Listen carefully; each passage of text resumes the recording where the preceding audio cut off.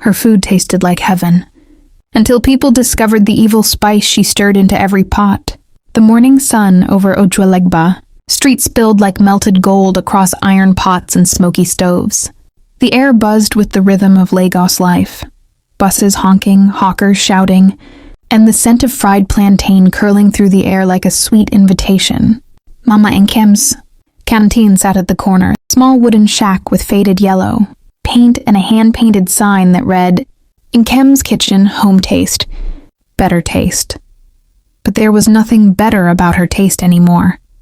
Every morning, she watched her rival, Mama Sade, from across the street, her pots bubbling, her customers laughing, plates clinking like celebration bells. Ha! You don't even need to check the time, Mama Nkem muttered, stirring her pot of jollof rice that no one was buying. Just count the plates at Mama Sade's stall. Her friend and helper Ngozi fanned the smoky fire. Auntie, maybe we should try new recipes. New recipes? Nkem snapped.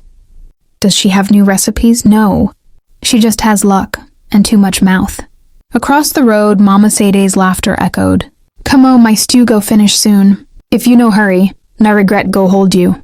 Customers laughed as they queued. Even the street cats preferred her side. By noon, Nkem's pot was still full. The heat stung her eyes. She wiped her forehead with the edge of her wrapper and sighed deeply. Somewhere inside her, envy began to simmer hotter than her firewood flame. That night, she sat in her one-room apartment. The silence louder than the day's noise. The walls seemed to whisper, "You are failing." Then came a knock, slow, deliberate. It was Mama Ifeoma, her elderly neighbor, known for strange remedies and herbal brews. She carried a woven basket and a voice like sandpaper. Nkem, she said, settling on a stool without invitation. I see how your business day go down. But there is one way, one powerful way to turn your luck. Nkem frowned. Which way? Mama Ifeoma leaned close, her eyes glinting in the lantern light. Use your pea, just a little. Mix it inside your cooking. It carries your essence, your spirit. It will bind customers to your food. They will crave it like air. Nkem's stomach turned. You mean I should use my pea? Mama Ifeoma nodded slowly. Yes, just a drop. Nobody go know. You will see wonders. Nkem laughed nervously, trying to shake off the thought. But when dawn broke and she faced her half-empty stall again, her laughter had died. By midday, she whispered to herself, just small. Nobody will know. As the first batch of rice boiled, she reached for a tin cup, looked around, and did the unthinkable. That day, for the first time in months, her pot emptied before sunset. People were smiling, licking their fingers, asking for more. Mama Sadie watched, puzzled, as customers crossed over to Nkem's side. By the time night fell, Mama Nkem sat behind her stall, smiling into the dark. The street smelled of triumph and roasted meat. Her hands trembled, but her heart sang. For once, the taste of envy had turned sweet. Within 2 weeks, Nkem's kitchen became the most crowded stall on Ojuelegba Street. Buses stopped just to buy her food. Mechanics, tailors, students, everyone wanted Mama Nkem's jollof. Mama Nkem, that your food they carry, Jazz? One of the bus drivers joked, licking his fingers. She laughed. Now only pepper and love I day use cook. But deep inside, she felt both pride and fear.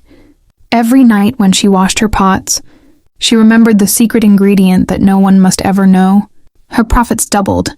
She bought new chairs, repainted her signboard, and even hired a young boy to serve customers. But the success carried a strange aftertaste. Sometimes she caught Mama Ifeoma's voice in her head. Your essence binds them. But essence is life, my child. The more you give, the more it takes. At first she dismissed it. But soon odd things began to happen. A customer complained of stomach cramps. She blamed it on bad bread. Another fainted after eating. She said it was malaria. Within weeks, rumors spread of a mysterious sickness moving around the street. The clinic nearby was full of patients. People whispered about strange food poisoning. Still, her business thrived. It was as if the sicker the community became, the more people craved her food. Mama Sade confronted her one morning. Nkem, what are you putting in your pot? Even the flies prefer your side now. Nkem forced a laugh. Maybe it's Grace, my sister. But that night she dreamt she was stirring her pot and saw faces inside. Familiar faces, her customers moaning and gasping. She woke up drenched in sweat. By the next week, things grew worse. People were talking about closing the market. The local chief called a meeting about the rising illness.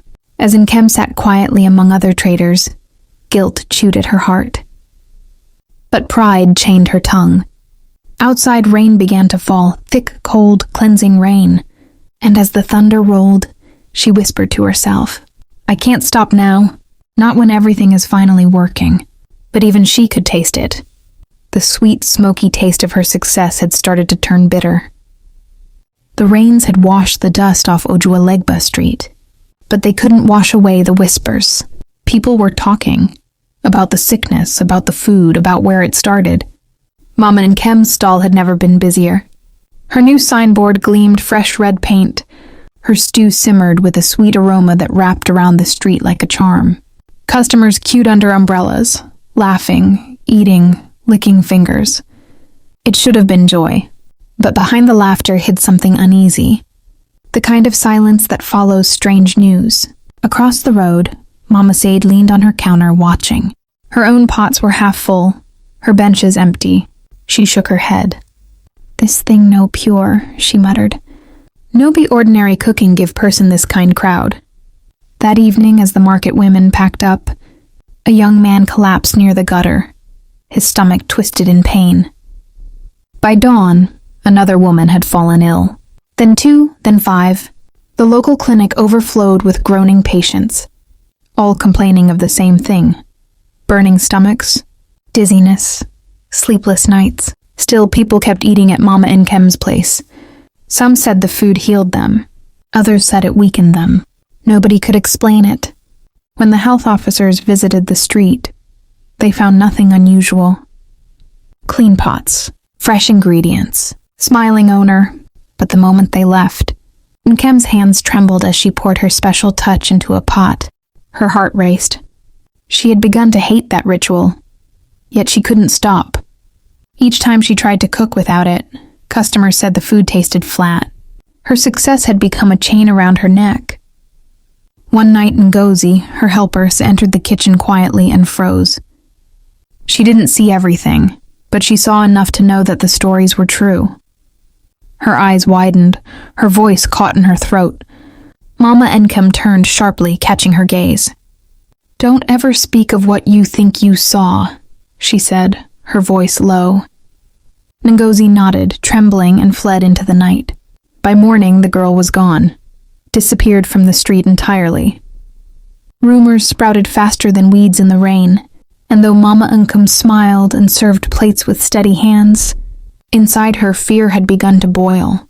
It happened on a humid Tuesday afternoon. A schoolboy chasing a lost ball ran behind the row of stalls and into the narrow space behind. Nkem's kitchen. He stopped, and the smell of spice, smoke, and something else hung thick in the air. Curious, he peeked through a crack in the wooden wall. What he saw sent him running until his slippers broke. By evening, half the street knew. By night, the whole neighborhood whispered, Mama Nkem's food gets secret, oh. They say she uses her pee. Her pee? Ha! God forbid! The next morning, health officers returned, this time with police and angry traders following behind. They tore down the curtain covering her back area and found the evidence she'd tried to hide. The street erupted. Mama Nkem, you dey fetus abomination. Do you know how many sick people dey hospital? Mama Said stood in front of the crowd, arms folded, not gloating, just sad. I warned you, she said quietly. Nkem fell to her knees. Tears streamed down her face. I only wanted my business to survive. I only wanted to be seen. But sympathy had no room there. The officers sealed her stall with bright red paint. Closed. Public health violation. As the crowd dispersed, some cursed, others simply shook their heads. That night, the street was silent. The smell of food was gone, replaced by the scent of rain and shame. Mama Nkem sat alone on the step of her locked canteen, staring at her hands. the same hands that had cooked both joy and disaster. Somewhere in the distance, sirens wailed. Tomorrow she would face the court. Tonight she faced herself. The court sat in the old community hall, its ceiling fans whining like tired crickets. Reporters jotted notes. Townspeople packed the benches, whispering as Mama Nkem was led in wearing a faded blue wrapper. She kept her eyes low. Every face in the crowd looked familiar. Customers, neighbors, even the children who once waved at her stall. The magistrate's voice carried across the room. You are charged with violating public health laws, endangering lives, and using unsafe substances in food meant for public consumption. The words struck like stones. Mama Nkem's legs trembled. She wanted to speak, to explain that it started with hunger and jealousy, not wickedness. But when she opened her mouth, only a sob escaped. One by one, victims came forward. A mechanic who could no longer eat spicy food without pain. A student whose mother spent her savings on hospital bills. Even Mama Sad, standing tall, spoke softly. We all compete, but we compete with flavor, not with deceit. She brought sickness to our street. Silence fell. The magistrate finally said, Your canteen is hereby permanently closed. You will pay restitution for the victim's medical costs and perform community service. Under health supervision, may this teach others that shortcuts taste sweet but end bitter. A collective sigh rippled through the hall. Some nodded in approval. Others simply pitied her. Outside, rain began again. The kind of rain that scrubs walls and souls.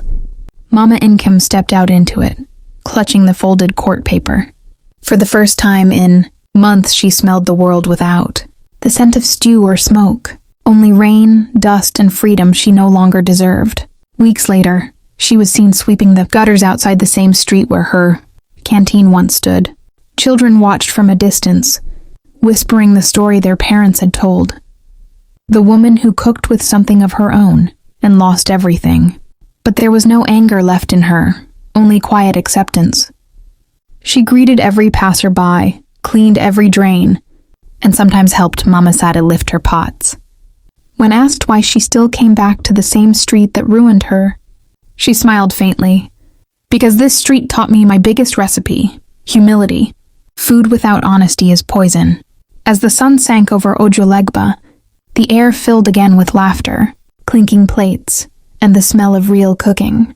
The tale of Mama Nkem became part of the market's folklore, told by traders to warn the next dreamer against envy's temptation. And somewhere between the clang of pots and the hum of buses, a voice seemed to whisper, Sweet success is never worth a bitter conscience.